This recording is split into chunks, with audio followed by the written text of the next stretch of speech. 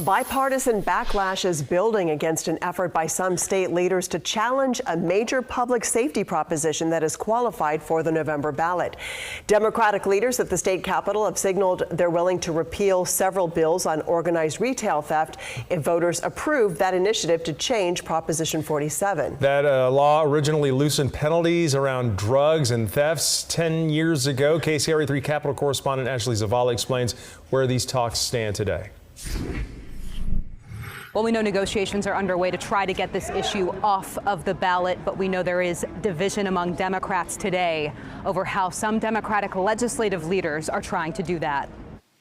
This is not time for games.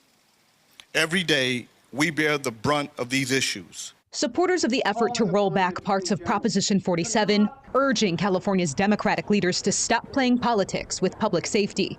Grieving parents, business owners, law enforcement groups, and elected leaders from both sides of the aisle want voters to decide whether to ramp up consequences and require prison time for thieves and fentanyl dealers. Unfortunately, we have witnessed increased crime across the state due to the unintended consequences of Prop 47. But Democratic leaders this week doubled down on a negotiation tactic to pressure the campaign. Assembly Speaker Robert Rivas and Senate Pro Tem Mike McGuire want to add amendments to a package of bills mostly addressing organized retail theft that would immediately scrap those efforts if voters approve the separate ballot initiative on Proposition 47. I think that what we would see under the initiative is going back to the era of mass incarceration. But the leaders' plan now facing bipartisan backlash. Democratic State Senator Marie Alvarado Gil said she's dropping her name from some of the organized retail theft bills.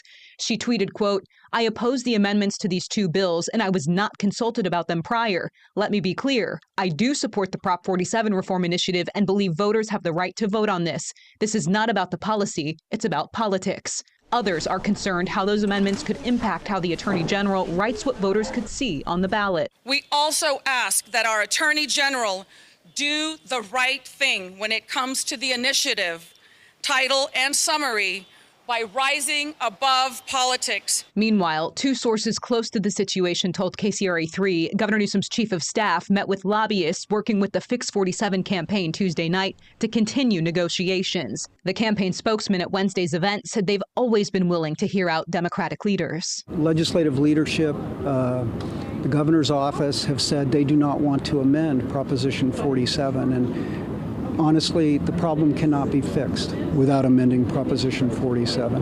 While the Secretary of State has until June 27th to certify what the November ballot will look like, we'll know sometime in July what exactly that title and summary looks like, written by the Attorney General.